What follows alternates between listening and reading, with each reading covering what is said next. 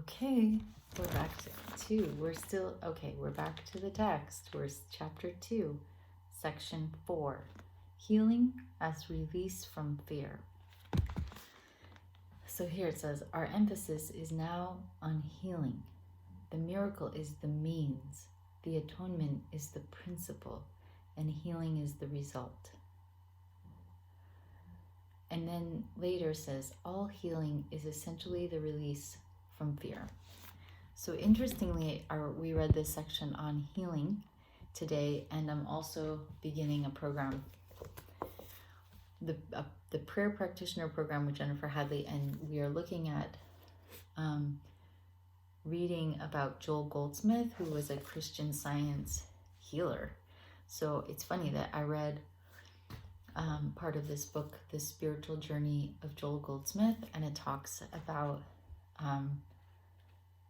I only got to page 30, but I was reading it like ferociously, and voraciously. I don't know which is right. I can't remember voracious. But man, he talked about having a very non-spiritual life, like a very worldly life, until he was like 38 or something. And then he was traveling with his dad. They were businessmen back in he was born in 1897, but I think in the 20s, 30s or 40s, sorry. They were traveling in Europe, but I don't know if they were in Europe or the UK, but then his father got sick. He was in the hospital for like almost 80 days, and they just assumed he was going to die. And then Joel met this Christian Science practitioner somehow, and then he said, well, your dad doesn't have to die. And he was like, what? And anyway, he caught on to the power of prayer and the power of holding the truth in mind. And so this section to me reminded me of this discourse around how does healing occur. And so this is saying healing as release from fear, so that it's essentially the release from fear. It says sickness or not right-mindedness is the result of level confusion, because it always entails the belief that what is amiss on one level can adversely affect another. So what we were talking about in our group is that our true essence as spirit is so untouched. It doesn't get touched by anything. And today in the class with Jennifer, she was talking about how she's gotten to this place where she's aware that she makes mistakes, and she knows her perfection.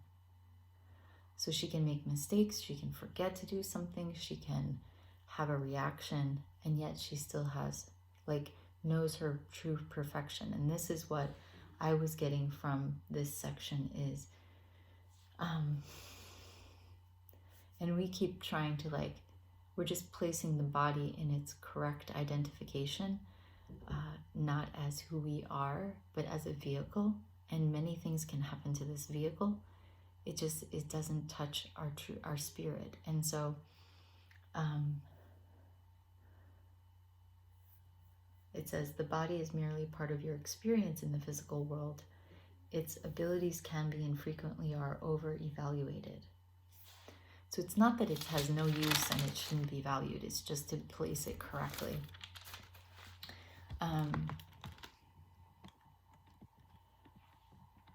Okay. And it talks later about the use of it doesn't say medicine, but it says sometimes that because it's kind of saying, if you were to correct your mind, healing's at the level of the mind, right? And yet for some people, it's very helpful to have an intermediary, like medicine or surgery, something that provides the person with that sense of, oh, okay, now I'm better. Because a complete miracle might be actually it uses the word frightening. But in truth, what it's saying is, as fear is released, healing occurs. Okay, but I liked, it says, only the mind is capable of error. The body can act wrongly only when it is responding to misthought, because everything begins with a thought. The body cannot create, and the belief that it can, a fundamental error, produces all physical symptoms. Physical illness represents a belief in magic. Okay. Okay. Did I have something else? Yeah. Okay. So, of course, we know that the purpose of the course is to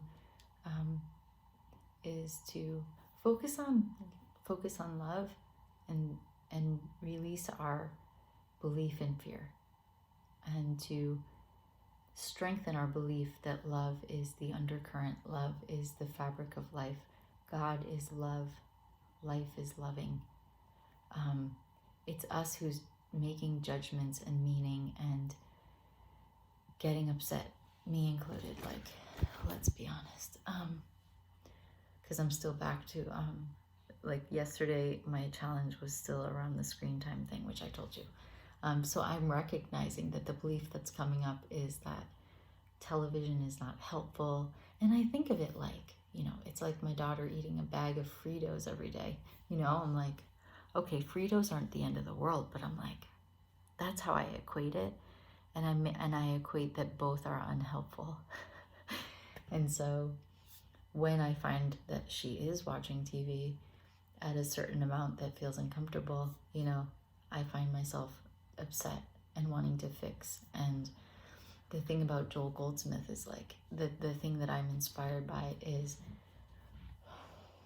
to get my mind in a place where it's only thinking thoughts that I want to occur, and it's only blessing. It is not getting upset and arguing with life. I just am like done with that. So let's say a prayer and let's bless your day.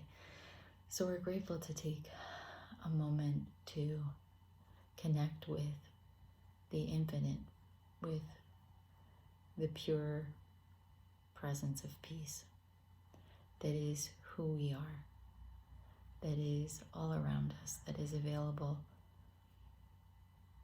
like the old school operator that you can pick up the phone and they will answer. Spirit is always willing to answer our call.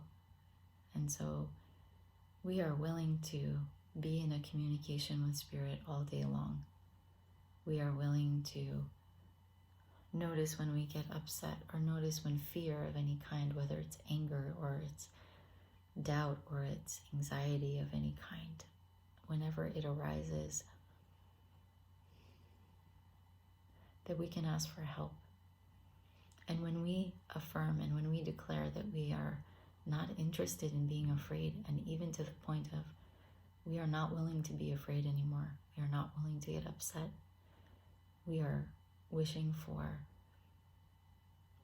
the truth to be revealed and full alignment to take place, and we are willing to see all of life, all of our brothers and sisters, whether they are strangers or our dearest loved ones, we are willing to see them as perfect. We are willing to see beyond the appearances, beyond the conditions, the symptoms, what they're saying, what they're doing.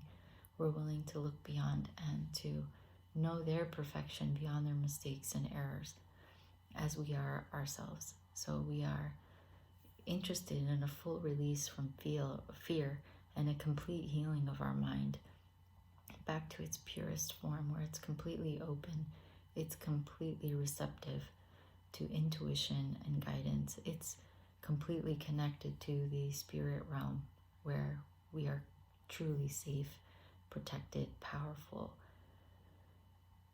and in perfect peace. So we dedicate this day to peace, to the release of fear, and to healing on all levels.